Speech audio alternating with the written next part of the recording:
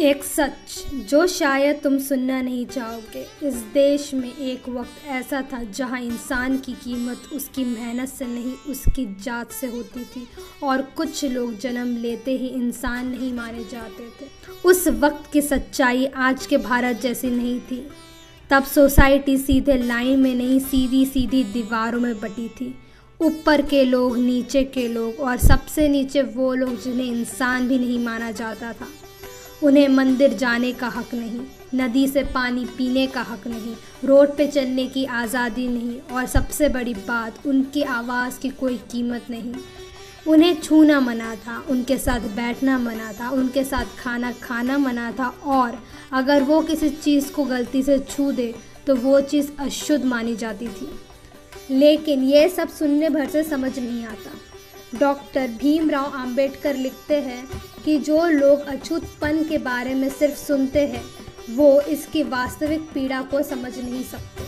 वे नहीं जान सकते कि गांव के एक किनारे अछूतों की बस्ती होती थी जो हर दिन पूरे गांव की गंदगी उठाते थे, जो हर घर के दरवाजे पर भोजन के लिए भीख मांगते थे, जो बाजार से मसाले या तेल खरीदते समय दुकान से दूर खड़े रहते थे, जो गांव को अपना मानते थे लेकिन फिर भी गांव की किसी भी चीज़ को छू नहीं सकते थे, यहाँ तक कि अपनी परछाई तक को दूर रखने की कोशिश करते थे।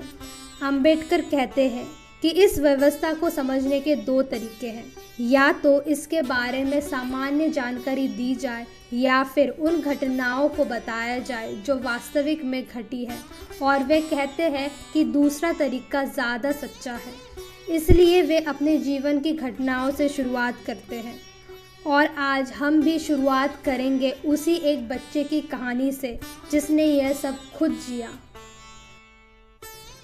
डॉक्टर भीमराव अंबेडकर लिखते हैं, हमारा परिवार पहले रत्नागिरी जिले के दपोली इलाके में रहता था।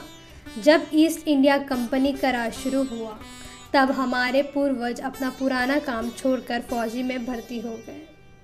मेरे पिता ने भी इस परंपरा को आगे बढ़ाया और फौजी की नौकरी की। रिटायर होने के बाद वे परिवार के साथ दपोली गए ताकि वहाँ फिर बस सके, लेकिन कुछ कारणों से उनका मन बदल गया और हम सतारा आ गए। हम 1904 तक वहाँ रहे। मेरी याददाश्त के अनुसार यह घटना 1901 की है। उस समय हम सतारा में रहते थे। मेरी माँ का देहांत हो चुका था। मेरे पिता गोरेगांव में नौकरी करते थे जहाँ सरकार अकाल से परेशान लोगों के लिए तालाब खुदा रही थी। जब पिताजी गोरेगांव गए तो उन्हें, मुझे, मेरे बड़े भाई और मेरी बड़ी बहन के 2 बच्चों को, क्योंकि मेरी बहन की मृत्यु हो चुकी थी, हमारी बुआ और कुछ पड़ोसी के पास छोड़ दिया। मेरी बुआ बहुत अच्छी थी लेकिन वे ज़्यादा मदद नहीं कर पाती थी। उनके पैरों में दर्द था इसलिए उन्हें चलने फिरने में परेशानी होती थी। वे ठीक से चल भी नहीं पाती थी, इसलिए अक्सर उन्हें उठाकर ले जाना पड़ता था। मेरी बहनें भी थीं। उनकी शादी हो चुकी थी और वे अपने अपने परिवार के साथ थोड़ी ही दूरी पर रहती थी।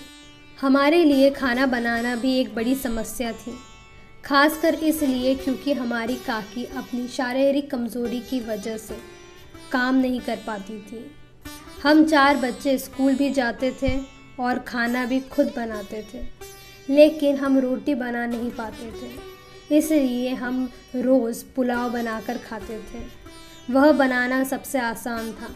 मेरे पिता कैशियर थे, इसलिए उनके लिए सतारा में हमें देखने आना असंभव था।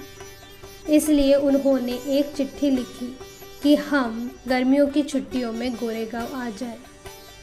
हम बच्चे यह सुनकर बहुत खुश हुए क्योंकि तब तक हमने रेलगाड़ी ही नहीं देखी थी। फिर यात्रा की तैयारी शुरू हुई। अंग्रेज़ी स्टाइल कपड़े, रंग बिरंगी टोपी और नए जूते। मेरे पिता ने पूरी यात्रा का प्लान लिखकर भेजा था और कहा था कि हम कब निकलेंगे यह उन्हें बता दें ताकि वे रेलवे स्टेशन पर अपने चपरासी को भेज सके जो हमें गोरेगांव तक ले जाएगा। इसी तैयारी के साथ मैं, मेरा भाई और मेरी बड़ी बहन के बेटे सतारा से निकल पड़े। हमने अपनी बुआ को पड़ोसी के भरोसे छोड़ दिया, जिन्होंने उनकी देखभाल करने का वादा किया। ये कोई कल्पना नहीं, ये B.R. अम्बेडकर ने खुद लिखा है। अगले पार्ट में हम देखेंगे ऐसा क्या हुआ था जो वो जिंदगी भर भूल नहीं पाए। जय भीम।